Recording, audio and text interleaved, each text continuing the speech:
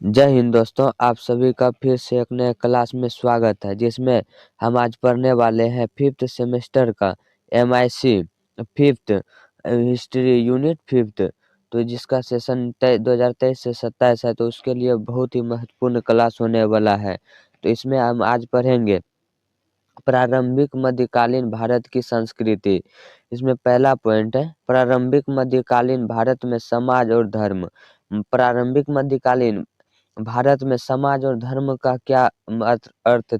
इसके बाद है ख पॉइंट प्रारंभिक मध्यकालीन भारत में ललित कलाएं जैसे वास्तुकला, मूर्तिकला, चित्रकला इसका उद्देश्य पढ़ने वाले हैं। इसके बाद है ग पॉइंट भारत में भक्ति आंदोलन का उदय और प्रसार, और साथ साथ में इनसे जो भी एग्जाम से रिलेटेड ऑब्जेक्टिव क्वेश्चन बनेंगे उसको भी साथ साथ हम कराते चले जाएंगे। तो चलिए शुरू करते हैं। इसमें प्रारंभिक मध्यकालीन भारत की संस्कृति। तो सबसे पहले प्रारंभिक मध्यकालीन का संस्कृति पर नजर डालते हैं। इसमें है प्रारंभिक मध्यकालीन भारत लगभग 600 से 1200 ईस्वी, वही प्रारंभिक मध्यकालीन भारत कहलाता है। भारतीय इतिहास का एक अत्यंत गतिशील काल था। ये जो 600 से 1200 ईस्वी तक जो काल था वो अत्यंत गतिशील काल था। यह वह समय था जब क्षेत्रीय पहचानें मजबूत हुई और कला, धर्म और समाज में नए प्रतिमान स्थापित हुए। इसके बाद है पहला पॉइंट, चलिए इसका देखते हैं। समाज और धर्म। प्रारंभिक मध्यकालीन भारतीय समाज में कई महत्वपूर्ण बदलाव आए जो प्राचीन काल से भी भिन्न थे। जैसे पहला है समाज, सामंतवाद का उदय हुआ। भूमि अनुदान की प्रथा ने एक नए सामंत वर्ग को जन्म दिया, जिससे केंद्रीय सत्ता कमजोर हुई और स्थानीय नियंत्रण बढ़ा। तो इससे क्या हुआ, जो केंद्रीय सत्ता कमजोर पड़ी और उस वहाँ का स्थानीय नियंत्रण बढ़ा। इसके बाद है दूसरा पॉइंट, इसमें जाति व्यवस्था का विस्तार। उसी समय जाति व्यवस्था का भी विस्तार हुआ। इस काल में कई नई उपजातियां उभरी। कायस्थ वर्ग, लिपिक और लेखक का उदय इसी समय हुआ। इसके बाद है स्त्रियों की स्थिति।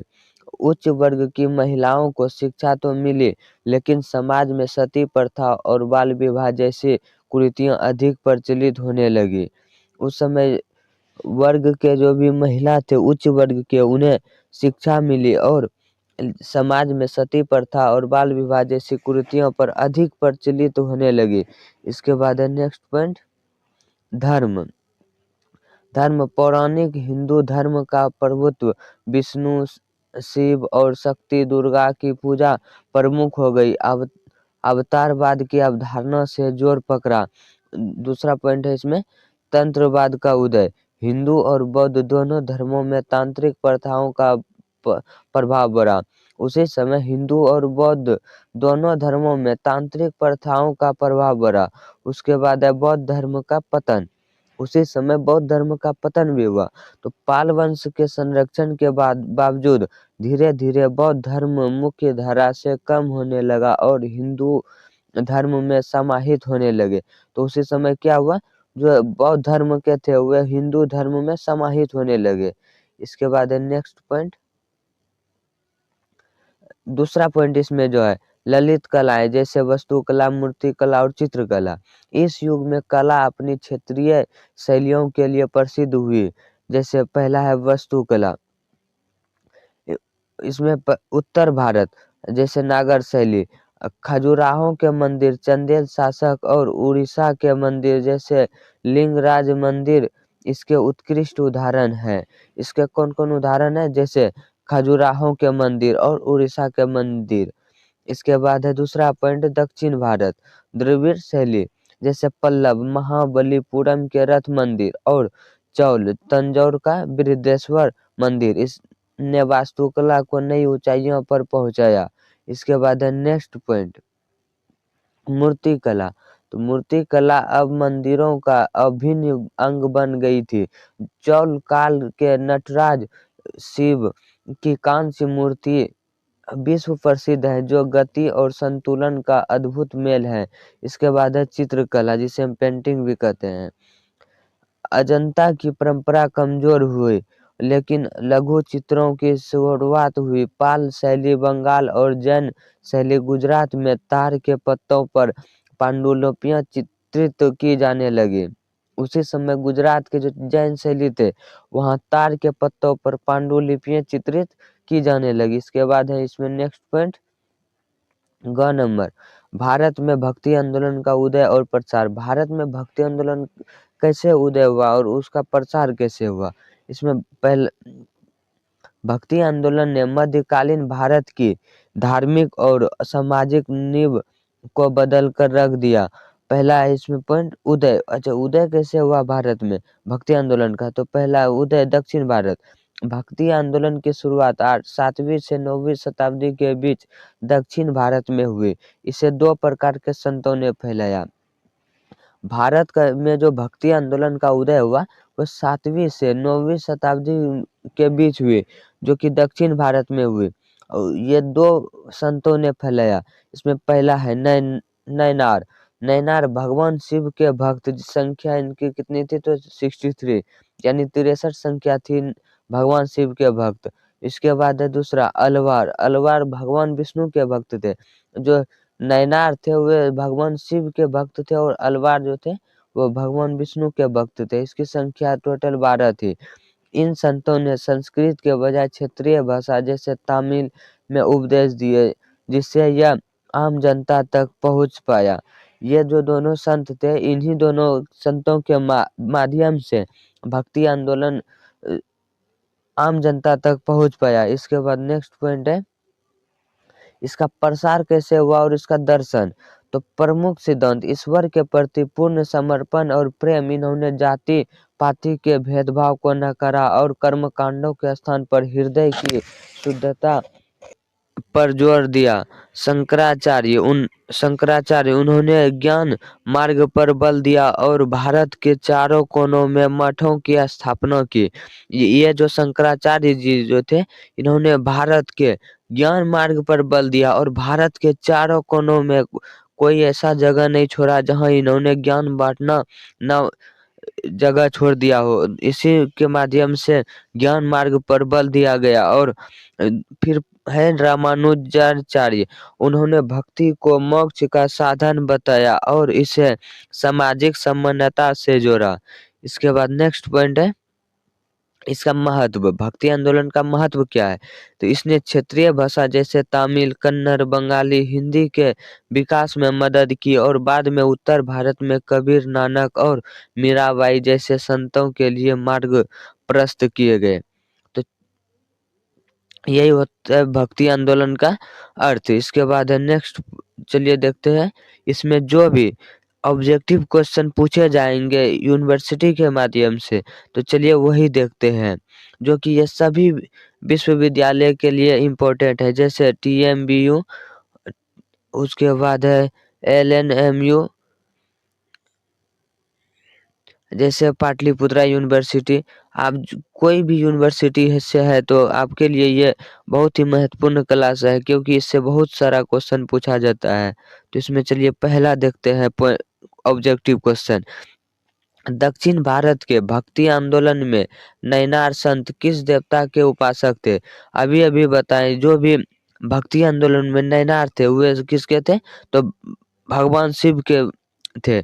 लेकिन इसमें चलिए देखते हैं, ऑप्शन ए में है भगवान विष्णु, ऑप्शन बी भगवान शिव, ऑप्शन सी भगवान बुद्ध, ऑप्शन डी देवी शक्ति। इसका सही आंसर क्या होगा, तो भगवान शिव होगा। ये जो नैनार जी थे ये भगवान शिव के भक्त थे। यही होगा इसका सही आंसर, बी नंबर। तो चलिए दूसरा देखते हैं। दूसरा पॉइंट क्वेश्चन है इसमें, खजुराहो के प्रसिद्ध मंदिरों का निर्माण किस राजवंश के द्वारा करवाया गया। ऑप्शन ए चौल वंश, ऑप्शन बी पल्लव वंश, ऑप्शन सी चंदेल वंश, ऑप्शन डी मौर्य वंश। इसका सही आंसर होगा चंदेल वंश, ऑप्शन सी। ये जो चंदेल वंश के द्वारा ही खजुराहो के प्रसिद्ध मंदिरों का निर्माण करवाया गया था। इसके बाद है तीसरा क्वेश्चन, चलिए देखते हैं। चौल काल के सबसे उत्कृष्ट कलाकृति किसे माना जाता है? ऑप्शन ए नटराज की कांस्य प्रतिमा, ऑप्शन बी पुरी का जगन्नाथ मंदिर, ऑप्शन सी अजंता की गुफाएं, ऑप्शन डी सांची का स्तूप। इसका सही आंसर होगा ऑप्शन ए नटराज की कांस्य प्रतिमा। इसके बाद है चौथा क्वेश्चन, अद्वैतवाद के सिद्धांत का प्रतिपादन किसने किया था? Option A Ramanujacharya, option B Adi Shankaracharya, option C Kabirdas, option D Chaitanya Mahaprabhu.